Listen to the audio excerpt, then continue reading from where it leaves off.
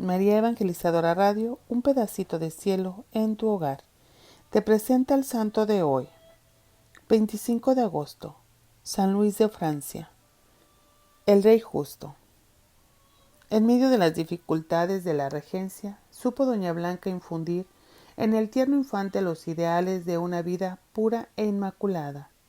No olvida el inculcarle los deberes propios de oficio que había de desempeñar más tarde, pero ante todo va haciendo crecer en su alma un anhelo constante de servicio divino, de una sensible piedad cristiana y de un profundo desprecio a todo aquello que pudiera suponer en él el menor atisbo de pecado. Hijo, le venía diciendo constantemente, prefiero verte muerto que en desgracia de Dios por el pecado mortal. Es fácil entender la vida que llevaría aquel santo joven ante los ejemplos de tan buena y tan delicada madre. Tanto más si consideramos la época difícil en que a ambos les tocaba vivir, en medio de una nobleza y de unas cortes que venían a convertirse no pocas veces en hervideros de lo más desenfrenados, rebosantes de turbulencias y de tropelías. Contra estas tuvo que luchar denodadamente doña Blanca, y cuando el reino había alcanzado ya un poco de tranquilidad, hace que declare mayor de edad a su hijo, el rey futuro Luis IX, el 5 de abril de 1234.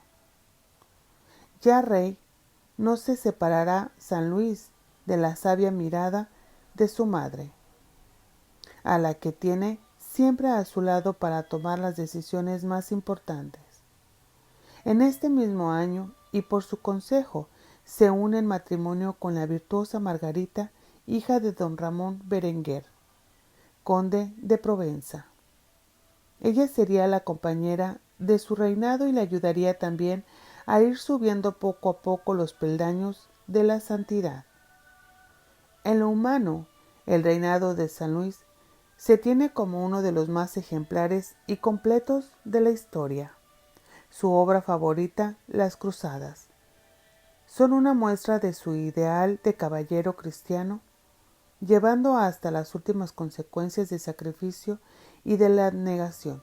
Por otra parte, tanto en la política interior como la exterior, San Luis ajustó su conducta a las normas más estrictas de la moral cristiana.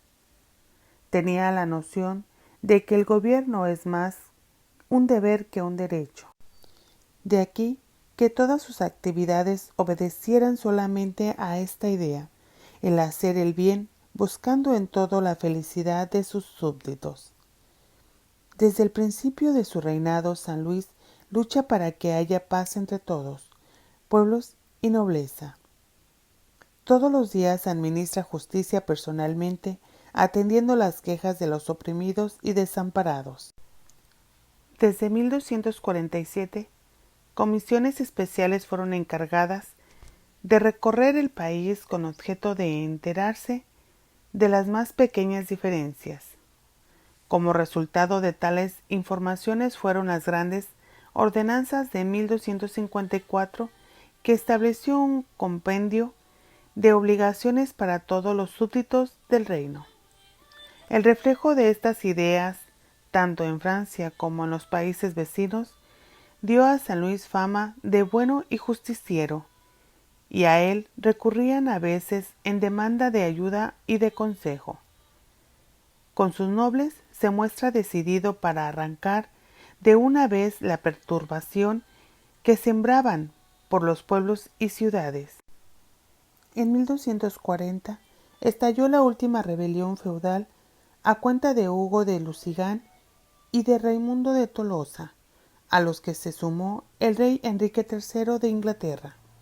San Luis combate contra ellos y derrota a los ingleses en Saintes, el 22 de julio de 1242. Cuando llegó la hora de dictar condiciones de paz, el vencedor desplegó su caridad y misericordia. Hugo de Lusigán y Raimundo de Tolosa fueron perdonados, dejándoles en sus privilegios y posesiones. Si eso hizo con los suyos, a un extremo más su generosidad con los ingleses. El Tratado de París de 1259 entregó a Enrique III nuevos feudos de Cahors y Perigües, a fin de que, en adelante, el agradecimiento garantizara mejor la paz entre los dos estados. Padre de su pueblo y sembrador de paz y de justicia, serán los títulos que más han de brillar en la corona humana de San Luis, rey. Exquisito en su trato, éste lo extiende sobre todo en sus relaciones como con el Papa y con la Iglesia.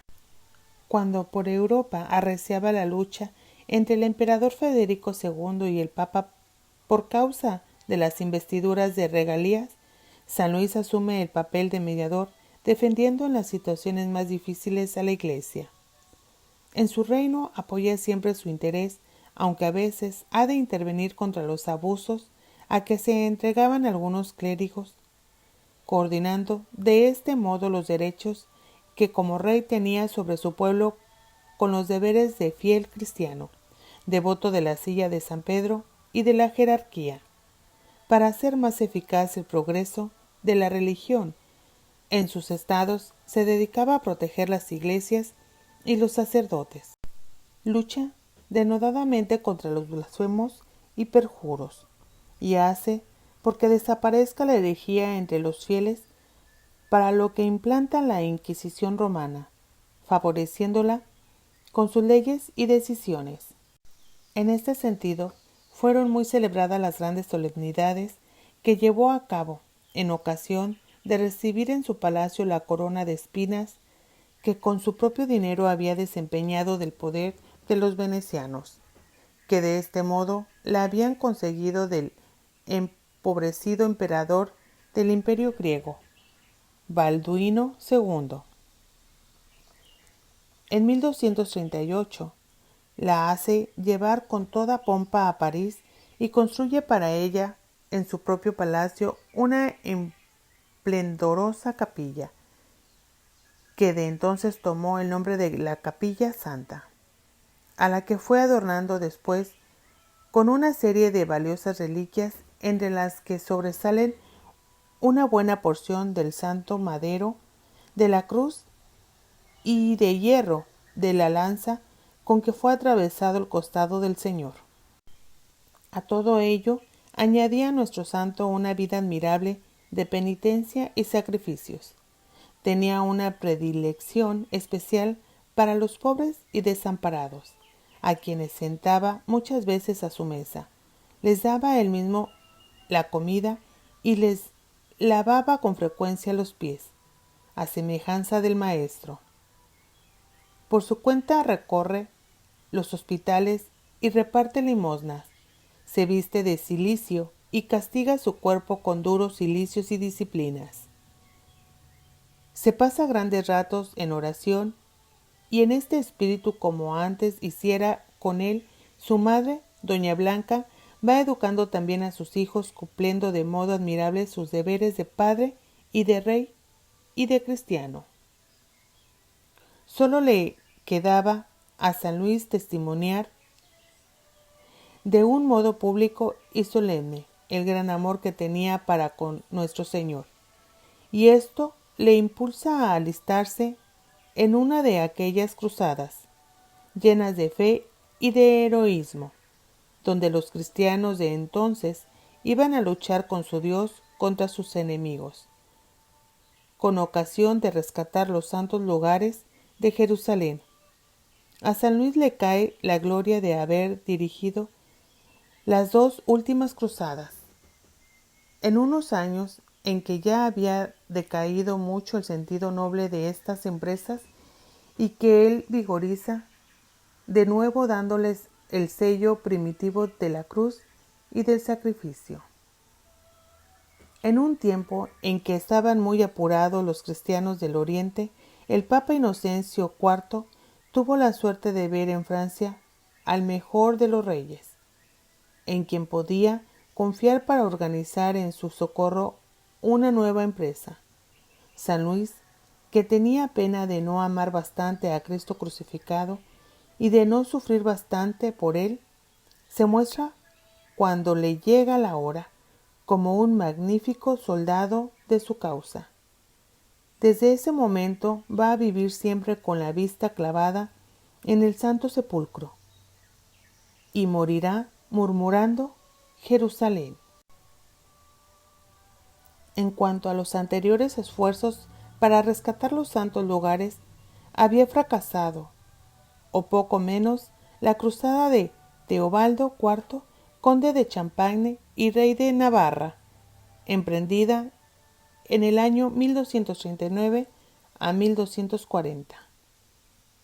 Tampoco la de Ricardo de Cornualles, en 1240 a 1241. Había obtenido otra cosa que la liberación de algunos centenares de prisioneros. Ante la invasión de los mogoles, unos 10.000 caresmitas vinieron a ponerse al servicio del sultán de Egipto y en septiembre de 1244 arrebataron la ciudad de Jerusalén a los cristianos. Conmovido, el Papa Inocencio IV exhortó a los reyes y al pueblo en el Concilio de León a tomar la cruz, pero solo el monarca francés escuchó la voz del vicario de Cristo. Luis IX, lleno de fe, se entrevista con el Papa en Cluny, noviembre de 1245, y mientras Inocencio IV envía embajadas de paz a los tártaros mogoles, el rey apresa una buena flota contra los turcos. El 12 de junio de 1248 sale de París para embarcarse en Marsella. Le siguen sus tres hermanos, Carlos de Anjou, Alfonso de Poitiers y Roberto de Artois, con el duque de Bretaña, el conde de Flandes y otros caballeros y obispos, y más. Su ejército lo componen 40.000 hombres y 2.080 caballos. El 17 de septiembre los hallamos en Chipre, sitio de concentración de los cruzados. Allí pasan el invierno, pero pronto les ataca la peste y demás enfermedades. El 15 de mayo de 1249, con refuerzos traídos por el duque de Borgoña y por el conde de Salisbury, se dirigen hacia Egipto. Con el escudo al cuello, dice un cronista, y el yelmo a la cabeza, la lanza en el puño y el agua hasta el sobaco. San Luis, saltando de la nave, arremetió contra los sarracenos. Pronto era dueño de Damieta el 7 de junio de 1249. El sultán propone la paz, pero el santo rey no se la concede, aconsejado de sus hermanos. En Damieta espera el ejército durante 6 meses mientras se les va uniendo nuevos refuerzos, y al fin, en vez de atacar a Alejandría, se decide a internarse más al interior para avanzar contra el Cairo. La vanguardia, mandada por el conde Roberto de Artois, se adelanta temerariamente por las calles de un pueblecillo llamado Masura, siendo aniquilada casi totalmente, muriendo allí mismo el hermano de San Luis el 8 de febrero de 1250. El rey tuvo que reaccionar fuertemente y al fin logra vencer en duros encuentros a los infieles, pero estos se habían apoderado de los caminos y de los canales en el delta del Nilo, y cuando el ejército, atacado del escorbuto, del hambre y de las continuas incursiones del enemigo, decidió por fin retirarse otra vez a Damieta, se vio sorprendido por los sarracenos, que degollaron a muchísimos cristianos, cogiendo presos al mismo rey, a su hermano Carlos de Anjou, a Alfonso de Poitiers y a los principales caballeros el 6 de abril. Era la ocasión para mostrar el gran temple del alma de San Luis. En medio de su desgracia, aparece ante todos como una serenidad admirable y una suprema resignación. Hasta sus mismos enemigos le admiraban y no pueden menos que tratarle con reverencia. Obtenida poco después la libertad, que con harta pena para el santo llevaba consigo la renuncia de Damieta, San Luis desembarca en San Juan de Acre con el resto de su ejército. 4 años se quedó en Palestina, fortificando las últimas plazas cristianas y peregrinando con profunda piedad y devoción a los santos lugares de Nazaret, Monte Tabor y Caná. Solo en 1254, cuando supo la muerte de su madre, doña Blanca, se decidió volver a Francia. A su vuelta, es recibido con amor y devoción por su pueblo.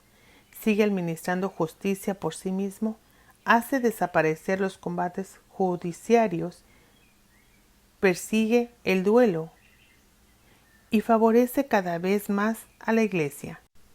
Sigue teniendo un interés especial por los religiosos, especialmente por los franciscanos y dominicos. Conversa con San Buenaventura y el santo Tomás de Aquino, visita los monasterios y no pocas veces hace con ellos oración como un monje más de la casa. Sin embargo, la idea de Jerusalén seguía permaneciendo viva en el corazón y en el ideal del santo. Si no llega un nuevo refuerzo de Europa, pocas esperanzas le iban quedando ya en los cristianos del Oriente. Los mamelucos les molestaban amenazado con arrojarles de sus últimos reductos. Por si fuera poco, en 1261 había caído a su vez el Imperio Latino, que años antes fundaran los occidentales en Constantinopla. En Palestina dominaba entonces el feroz Bibars, la pantera, mahometano, fanático, que se propuso acabar de todo con los cristianos. El Papa Clemente IV instaba por una nueva cruzada, y de nuevo San Luis, ayudado esta vez por su hermano, el rey de Cilicia, Carlos de Anjou, el rey Teobaldo II de Navarra, por su otro hermano Roberto de Artois, sus 3 hijos y gran compañía de nobles y pleslados, se decide a luchar contra los infieles. En esta ocasión, en vez de dirigirse directamente al oriente, las naves hacen proa hacia Túnez, enfrente de las costas francesas. Tal vez obedeciera esto a ciertas noticias que habían llegado a oídos del santo de parte de algunos misioneros de aquellas tierras. En un convento de dominicos de Túnez parece que éstos mantenían buena relación con el sultán, el cual hizo saber a San Luis que estaba dispuesto a recibir la fe cristiana. El santo llegó a confiarse en estas promesas, esperando encontrar con ello una ayuda valiosa para el avance que proyectaba hacer Egipto y Palestina. Pero todo iba a quedar en un lamentable engaño, que iba a ser fatal para el ejército del rey. El 4 de julio de 1270 zarpó la flota de aguas muertas y el 17 se apoderaba San Luis de la antigua Cartago y de su castillo. Solo entonces empezaron los ataques violentos de los sarracenos. El mayor enemigo fue la peste ocasionada por el calor, la putrefacción del agua y de los alimentos. Pronto empieza a sucumbir los soldados y los nobles. El 3 de agosto muere el segundo hijo del rey, Juan Tristán. 4 días más tarde, el legado pontificio, y el 25 del mismo mes, la muerte arrebata al mismísimo San Luis, que, como siempre, se había empeñado en cuidar por sí mismo a los apestados y moribundos. Tenía entonces 56 años de edad y 40 de reinado. Pocas horas más tarde, arribaba a las naves de Carlos de Anjou. Se asumió la dirección de la empresa. El cuerpo del santo rey fue trasladado primeramente a Cilicia y después a Francia para ser enterrado en el Panteón de San Dionisio en París. Desde este momento iba a servir de grande veneración y piedad para todo su pueblo. Unos años más tarde, el 11 de agosto de 1297, era solemnemente canonizado por su santidad el Papa Bonifacio VIII en la iglesia de San Francisco de Orvieto, Italia. Oración a San Luis de Francia contra los infortunios. Glorioso San Luis de Francia, hijo de reyes ejemplares y piadoso, que supieron llenar tu alma de pureza y piedad, y te educaron para reinar en la tierra con amor y justicia, y sobre todo, y ante todo para alabar y servir a Dios. Dotado de grandes virtudes y noble corazón, fuiste desde niño fiel seguidor del Señor y viviendo entre los lujos y riquezas de la corte, nunca te alejaste de la santidad y moral cristiana, poniendo todo tu empeño y vida al servicio de los demás. Admirable San Luis de Francia, que con oración, penitencia y sacrificio, y siempre entregado a hacer el bien, solo quisiste la felicidad y bienestar de tus súbditos, buscando la paz, el entendimiento y la armonía entre los más adinerados y los más pobres, entre los más afortunados y los más desdichados, administrando la justicia sin importar clase y condición, mediando para evitar abusos y discriminaciones, atendiendo personalmente a los pobres desamparados, enfermos y abandonados, resolviendo sus desgracias, infortunios y adversidades. Hoy acudo a ti para implorar tu caridad y generosidad, tú que fuiste padre afectuoso de tu pueblo y sembraste la paz y la justicia entre todos ellos. Intercede ante el Padre Misericordioso para que me ayude en mis preocupaciones y conflictos, y me conceda lo necesario para solucionar esto que tanto me atormenta y aflige. Venerable San Luis, ayúdame en mis serias dificultades, haz que pueda salir airoso de mis problemas judiciales. Aleja la miseria, la ruina y las carencias de mi vida. Dame la tranquilidad y sosiego que tanto preciso para que en mi hogar haya paz, dicha y bienestar. Rey Santo, tú que sentiste tanto amor por nuestro Señor, que con fe y heroísmo dirigiste las cruzadas para rescatar los santos lugares en Jerusalén, enséñame a seguir tu ejemplo de entrega, fe y caridad, y haz que cada día ame más a Jesucristo, a quien por tu mediación, oh Santo Protector, espero ver, amar eternamente en la patria celestial. Amén.